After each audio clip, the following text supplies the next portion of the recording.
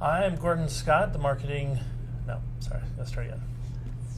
I am Gordon Scott, the Managing Director of the CMT program for the Market Technicians Association. We're here at the MTA Symposium with Robert Carpenter. Sorry, Do it again. Start over again? Yes, you can. Robin. Yes, Yeah. it's okay.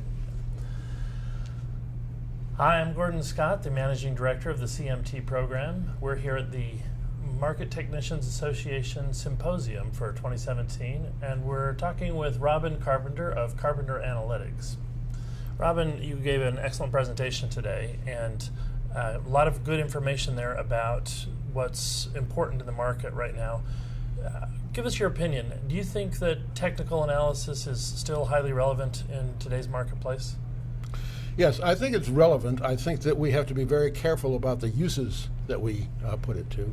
It's becoming more difficult in the sense the various changes in the marketplace, like high-frequency trading, statistical arbitrage, things like that, are changing the dynamics, and I think technicians have to be careful about what they expect from their work.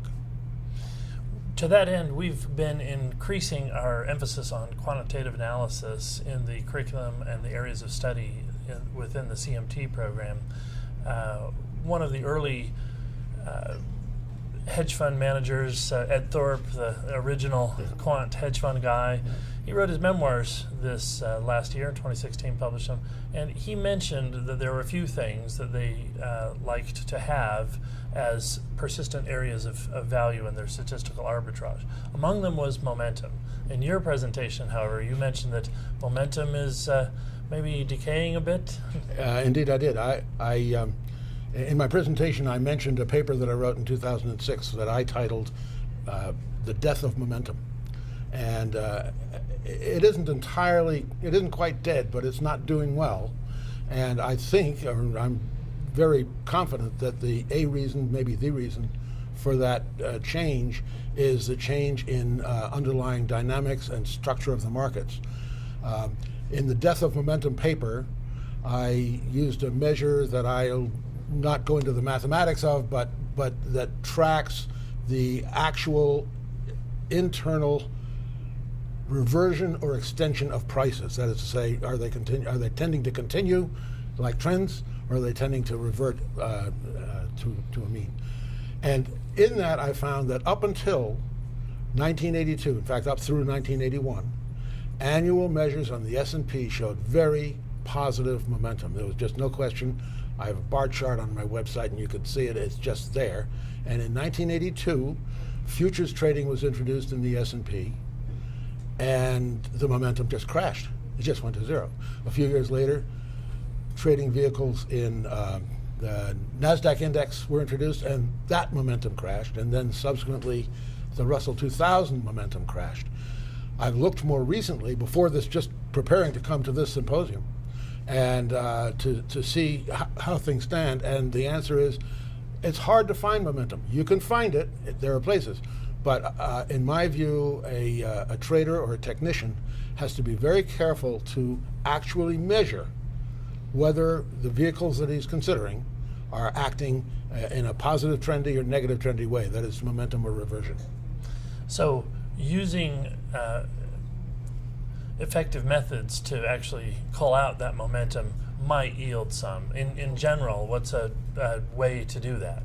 Okay, there are two measures I have. Well, one of them is compares the variance of a given period of time. We take a chunk of time and look at the variance of daily returns.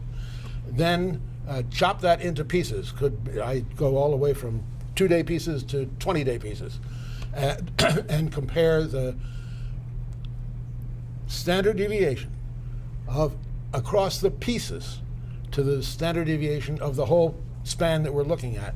And depending upon the relationship of those two things, you can see whether that vehicle at that time is behaving in a trendy way or an anti-trendy way.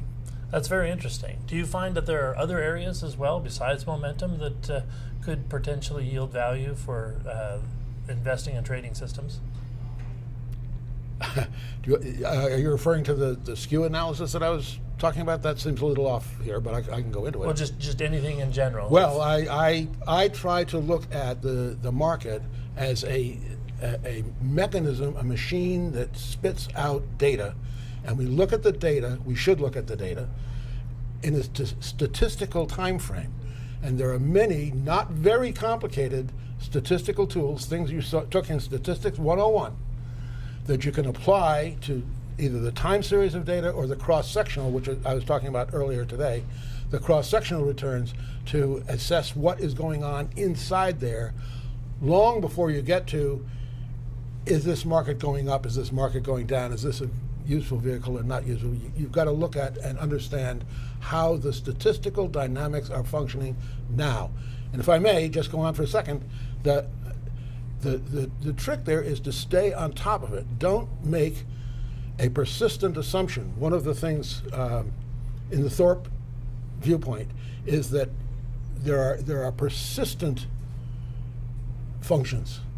And there are some, but you never know when that rug will be pulled out. And there are hundreds of examples in the stock market of something that worked for decades and then it wasn't.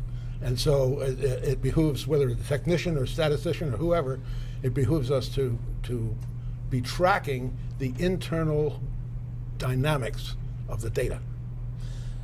Back to your mention about the futures markets and momentum's decrease. Yep. Do you feel like that that there's causality there, that bringing futures in added a certain level of efficiency, or how would you characterize it? Yes, I would say efficiency is a good way. It's a sort of a catch-all, but it's a good way to characterize the changes that take place when traders have additional tools for mix and match pairings, hedging.